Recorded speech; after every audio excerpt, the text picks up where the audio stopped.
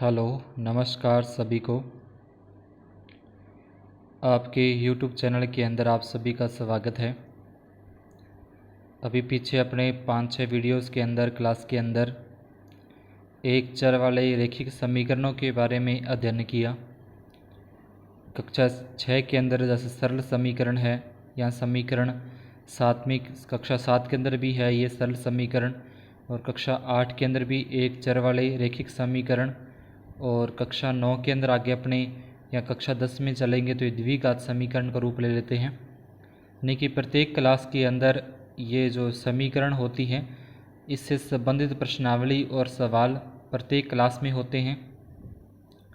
तो जिन्होंने अभी तक पीछे वाली समीकरणों वाली प्रश्नावली नहीं देखी, नहीं करी, तो वो एक बार उन सभी वीडियो को ज़रूर देखें शुरू से लेकर लास्ट तक। और उसके बाद फिर आज अपने एक जो नई प्रश्नावली शुरू करने जा रहे हैं, ये भी कक्षा 6, 7, 8, 9 और 10 सभी कक्षाओं के अंदर होती है क्षेत्रमिति, जिसके अंदर परिमाप ज्ञात करना होता है, जैसे आयत का परिमाप, वर्ग का परिमाप, त्रिभुज का परिमाप। आगे कक्षा 9, 10 में देखेंगे तो उसमें आ जाता है घनाभ का, ठीक है, परिमाप आ जाता है इस तरीके से।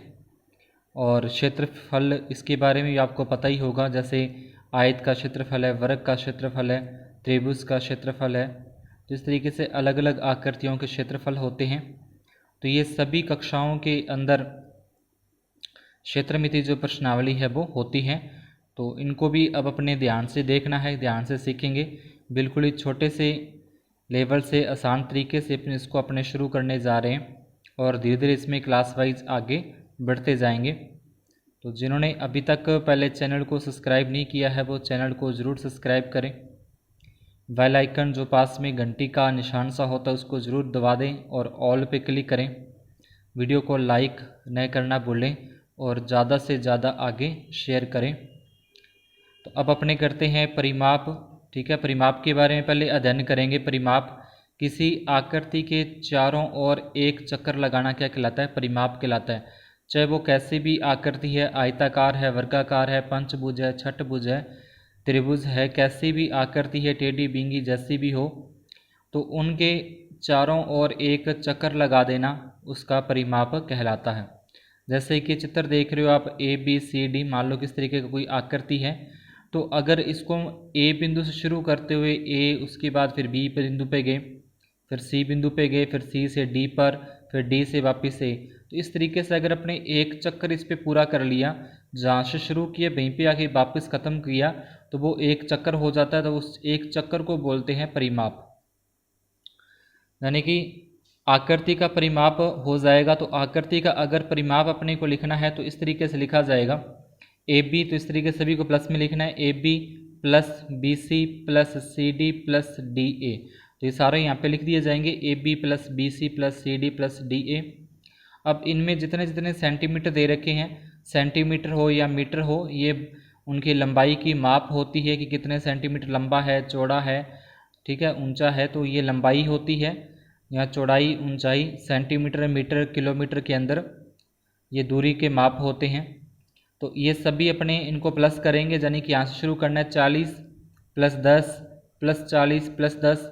आप चाहो तो ऐसे चक्कर लगा दो, आप चाहो तो ऐसे चक्कर लगा लो, वो आपकी इच्छा, जैसे मर्जी चक्कर लगा सकते हैं, लेकिन सभी को प्लस करेंगे। प्लस करने पर उत्तर आ जाएगा अपना 100 सेंटीमीटर।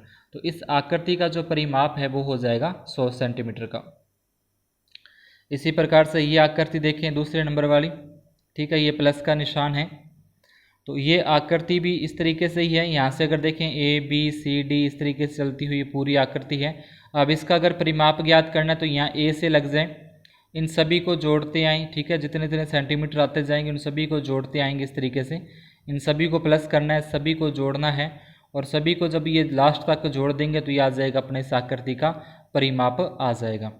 तो आकृति का परिमाप है इसको इस तरीके से लिखेंगे। पहले जैसे ए बी लिख दिया, बी सी लिख दिया, सी डी प्लस में लिखने हैं सारे, डी ई, फिर प्लस में ई एफ, फिर प्लस में एफ जी, फिर प्लस में जी एच, फिर प्लस में एच आई, फिर प्लस में आई जे, फिर जे के, फिर के एल और फिर एल ए। इस तरीके से सारे यहाँ पे लिखने हैं। और उसके बाद जो इसमें दे रखे हैं, जैसे 1 सेंटीमीटर तो यहाँ पे 1 लिख दिया, उसके बाद 2 बार 3 है तो 2 बार 3 लिख दिए, फिर 1 आ गया, फिर 1 लिख दिया, फिर 2 बार 3, 2 बार 3। तो इस तरीके से सारी के सारी जितने जितने सेंटीमीटर दे रखे हैं इन सभी सेंटीमीटर को यहाँ पे लिखना है, और लिखने के बाद सभी को जोड़ देंगे तो उत्तर आ जाएगा अपना 28 सेंटीमीटर। तो इस तरीके से ये आकृति अपने को दिख रही है, इस आकृति का जो परिमाप है वो है 28 सेंटीमीटर। तो कोई भी आकृति इस तरीके से आपको दे दे, टेढ़ी बिंगी कैसी भी आकृति हो, तो उस आकृति की जो सभी भुजाओं को अगर अपने जोड़ देंगे, सभी जितनी भी ये दे रखी इन सभी को जोड़ देंगे तो वो उसका परिमाप आ जाएगा। अब कई बार होता है कि यहाँ 3 सेंटीमीटर लिख देता है लेकिन इस साइड नहीं लिखता, तो ध्यान रखना कि अगर ये 3 सेंटीमीटर है तो उसके जितना ये है तो ये 3 सेंटीमीटर, तो ये भी 3 सेंटीमीटर होगा। यहाँ प्रश्न में होता है कई बार ये वाली लाइन के ऊपर तो लिख देता है कि 3 सेंटीमीटर है, यहाँ पे तो प्रश्न में लिखा होता है कि 3 सेंटीमीटर है लेकिन नीचे वाली लाइन पे नहीं लिखा होता कि कितने सेंटीमीटर का है। तो उस टाइम अपने को देख लेना है कि यहाँ पे अगर 3 लिखा है तो यहाँ पे वाला भी 3 सेंटीमीटर ही होगा, क्योंकि ये दोनों क्या है, एक जैसी लंबाई की है, तो ये 3 है तो ये भी 3 होगा। तो वो भी ध्यान रख लेना, कई बार कहीं पर मिसप्रिंट होता है या लिखा नहीं होता, तो वो अपने देख लेना कि जितना ऊपर लिखा है उतनी लंबाई की वो नीचे वाली साइड होगी। तो ठीक है, तो सभी को इस तरीके से जोड़ना है। अब अपनी पहली जो आकृति आती है जिसके बारे में सभी को पता ही होता है, आयत, वह बंद आकृति जिसकी आमने सामने की भुजाएं बराबर हो।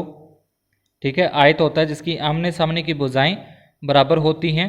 तो आयत के परिमाप का सूत्र है, ये आपको सभी को याद ही होगा, 2 गुना लंबाई प्लस चौड़ाई, ये कोष्टक में लिखा जाता है लंबाई प्लस चौड़ाई, ये आयत का परिमाप आ जाएगा। अब किस तरीके से आकृति दे रखी है अपने को, ये पहला सवाल है आयत का, ये आकृति होती है आयत में, ये 10 सेंटीमीटर, तो ये भी 10 सेंटीमीटर होगी आमने सामने की भुजा, ये 4 सेंटीमीटर, तो ये भी 4 सेंटीमीटर होगी आमने सामने की भुजा। अब इसका परिमाप ज्ञात करना, तो आयत का यहाँ पे लिख दिया जाएगा, आयत की लंबाई बराबर 10 सेंटीमीटर। लंबाई ये वाली जो भुजा होती है उसको बोलते हैं लंबाई, और ये जो सीधी ऊपर की ओर भुजा होती है उसको बोलते हैं चौड़ाई। तो ये लंबाई हो जाएगी और ये चौड़ाई हो जाएगी। तो आयत की लंबाई बराबर 10 सेंटीमीटर, चौड़ाई बराबर 4 सेंटीमीटर। आयत का परिमाप ज्ञात करना है तो इसका सूत्र हो जाएगा बराबर में 2 गुना लंबाई प्लस चौड़ाई, ये 2 का ये 2 लिखा, ठीक है, देखना ना यहाँ पे 2 का ये 2, गुणा का निशान, तो ये गुणा का निशान ही आएगा। कोष्टक शुरू हो रहा था, कोष्टक शुरू कर दिया। लंबाई, तो लंबाई यहाँ प्रश्न में दे रखी है 10 है तो इसलिए 10 रख दी, प्लस का निशान है प्लस का निशान, ये चौड़ाई है, चौड़ाई की जगह 4 है तो ये 4 आ जाएगा। अब 10 और 4 दोनों के बीच में प्लस का निशान है, तो पहले जो कोष्टक में बंद संख्या उनको हल करेंगे, दोनों जुड़ जाएंगी, बीच में प्लस का निशान है, जोड़ देंगे, 10 और 4 होते हैं 14, 14 के आगे ये गुणा का निशान 2 है, यानी कि 14 को 2 से गुणा कर देंगे, 14 दूना 28 इस आयत का परिमाप आ जाएगा। ठीक है, इस तरीके के हैं ये। साथ के साथ कॉपी में नोट करते रहा करो सवालों को, ताकि बाद में कभी देखने पड़े समझने पड़े तो यहाँ से आप सीधे कॉपी में से देख के समझ सकते हो। आगे देखें, दूसरा सवाल है, शबाना 3 मीटर लंबाई और 2 मीटर चौड़ाई के एक आयताकार टेबल, यानी कि घरों में जो अपना मेज होता है लकड़ी वाला या कांच वाला जो भी है, टेबल कवर के चारों ओर एक किनारी यानी गोटा लगाना चाहती है। शबाना को कितनी लंबी किनारी की आवश्यकता है। ठीक है, एक आयताकार, यानी मान लो कि इस तरीके से कोई आयताकार मेज है, ये मेज का मान लो कि ऊपर वाला सिरे बना रहा हूँ मैं यहाँ पे सिर्फ, इस तरीके से मान लो कि ये मेज़ है। अब इस मेज़ के इस तरीके से किनारों पर ऐसे ये किनारों पर एक गोटा लगाना या किनारी लगाने जैसे बोलते हैं। ठीक है, तो वो उसकी लंबाई बताने कितनी आवश्यकता होगी। तो यहाँ पे पहले अपने लिख लेंगे, हल के अंदर हल लिखना है। आयताकार टेबल की लंबाई 3 मीटर है। ठीक है, लंबाई अपने को 3 मीटर लिख रखी है, चौड़ाई बराबर ये 2 मीटर हो जाएगी। शबाना आयताकार टेबल कवर के चारों ओर किनारी लगाना चाहती है, तो किनारी की लंबाई ज्ञात करनी है। अब इस तरीके से यहाँ से लगा के इसके चारों ओर किनारी लगानी है, मतलब क्या हो जाएगा इसका, किसी आकृति के चारों ओर चक्कर लगाने का मतलब उसका परिमाप है। तो ये आकृति कैसी है, आकृति है आयताकार, आयत के आकार की है, इसलिए आयत के परिमाप का सूत्र लगा देंगे इसमें। आयत के परिमाप का सूत्र ये 2 गुना लंबाई प्लस चौड़ाई, 2 का 2 गुना लंबाई की जगह पे 3, क्योंकि लंबाई अपने को 3 दी है प्रश्न में, चौड़ाई 2 दी है तो चौड़ाई की जगह पे 2 आ जाएगा। 3 और 2 को जोड़ेंगे 5, 5 को 2 से गुना कर देंगे 10, तो जो किनारे की आवश्यकता थी उसकी लंबाई आ जाएगी 10 मीटर, यानी कि 10 मीटर जो उस पर गोटा लग जाएगा। उसके बाद है तीसरा, एक किसान के आयताकार खेत, यानी कि आयताकार खेत है किसान का, खेत की लंबाई और चौड़ाई अपने को दे रखी है। ये लंबाई है 240 मीटर लंबा है खेत और 180 मीटर चौड़ा है खेत, ये चौड़ाई हो जाएगी और ये लंबाई। वह खेत के चारों तरफ रस्से के द्वारा 3 पूरे चक्कर की बाड़ लगाना चाहता है। रस्से की कुल लंबाई ज्ञात करनी है, यानी कि 3 चक्कर कोई भी पशु वगैरह खेत में ना घुसे, तो इसलिए वो चारों तरफ, खेत के चारों तरफ रस्से की बाड़ लगाना चाहता है, तो वो 3 चक्कर लगाता है। जैसे अपने तारबंदी करते हैं 3 चक्कर लगाते हैं, 2 चक्कर लगाते हैं तार के, तो उसी तरीके से ये ऊपर नीचे 3 चक्कर लगाता है रस्से के। तो उस रस्से की अपने को लंबाई ज्ञात करनी, कितने रस्से की आवश्यकता होगी। तो पहले तो अपने को जो दे रखा होता है प्रश्न में वो लिखेंगे। आयताकार खेत की लंबाई 240 मीटर, चौड़ाई 180 मीटर, जो यहाँ पे दे रखी है प्रश्न में, लंबाई और ये चौड़ाई। आयत का परिमाप, क्योंकि आयताकार है और उसके चारों ओर चक्कर लगाने, इस तरीके से चारों ओर चक्कर लगाने का मतलब उसका परिमाप ही होता है। तो आयत का परिमाप का सूत्र आ जाएगा ये 2 गुना कोष्टक में लंबाई प्लस चौड़ाई, 2 का 2 गुना लंबाई दे रखी है 240, प्लस का निशान है प्लस का, चौड़ाई दे रखी है 180। इन दोनों को प्लस करेंगे, यानी कि 240 और 180 को जोड़ेंगे तो ये हो जाएगा 420। 420 को 2 से गुना कर देंगे तो ये आ जाएगा 840। यानी कि अगर एक रस्से का एक चक्कर लगाना है, अगर रस्से का सिर्फ एक ही चक्कर लगाना होता फिर तो रस्से की लंबाई आती 840 मीटर। ये जो परिमाप निकलता है ये सिर्फ एक चक्कर का ही आता है, लेकिन उसमें प्रश्न में बोला है कि 3 चक्कर लगाने हैं, तो 3 चक्कर लगाने के लिए इसको 3 से गुना कर देंगे। 3 चक्कर की बाड़ लगाने के लिए रस्से की आवश्यकता बराबर 3 गुना 840। 840 को 3 से गुना करेंगे तो 2520 मीटर रस्से की आवश्यकता उस किसान को होगी।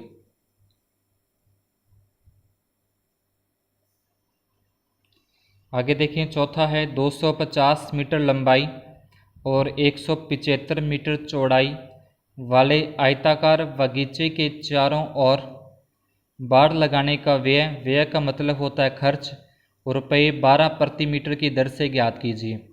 रुपये 12 प्रति मीटर का मतलब है कि 1 मीटर अगर अपने को बाड़ लगानी है उसके चारों ओर, बगीचे के चारों ओर अगर 1 मीटर तार लगानी है तो 12 रुपये लगते हैं। अगर 2 मीटर तार लगानी हो तो 24 रुपये लगेंगे। अगर 3 मीटर बाड़ लगानी है तो 36 रुपये लगेंगे। इसी प्रकार से अगर 10 मीटर बाड़ लगानी है तो 12 दाया 120 रुपये उसके लग जाएंगे। तो जितनी मीटर तार लगानी है उसको इससे गुना कर देंगे तो वो कुल रुपये या खर्चा या व्यय उसका आ जाएगा। तो पहले तो अपने को लिखना है जो दे रखा है आयताकार बगीचे की लंबाई, तो ये लंबाई दे रखी है 250 मीटर, चौड़ाई तो ये चौड़ाई दे रखी है 175 मीटर। ये दोनों लिखनी जरूरी होती है। लंबाई कितनी है वो प्रश्न में देख ले कितनी दे रखी है, और चौड़ाई भी देख लें प्रश्न में कितनी चौड़ाई दे रखी है, वो यहाँ पे लिख लेंगे। उसके बाद फिर आगे आयताकार है तो आयत का परिमाप का सूत्र लगा देंगे, 2 गुना लंबाई प्लस चौड़ाई, ये सूत्र है, याद हो गया होगा आपके, 2 गुना लंबाई प्लस चौड़ाई। ये 2 का ये 2 रखना है, ये गुना का निशान तो गुना का निशान, लंबाई तो लंबाई अपने को जो प्रश्न में दे रखी है 250 यहाँ लिखी तो यहाँ आ जाएगा, और प्लस का निशान तो प्लस का निशान। उसके बाद चौड़ाई, तो चौड़ाई अपने को दे रखी है 175। 175 को अपने 250 से अगर जोड़ें, बीच में प्लस का निशान दोनों को जोड़ें तो 425 आते हैं। 425 को इस 2 से गुना करनी है जो बाहर लगा हुआ था, इस 2 से गुना करेंगे तो आ जाएगा 850 मीटर। तो ये उस बगीचे के चारों ओर लगने वाली बाड़ की लंबाई है 850 मीटर। पर अपने को लंबाई नहीं, अपने को उसके साथ साथ खर्चा भी बताना है कि बाड़ लगाने का कितना खर्चा बैठेगा।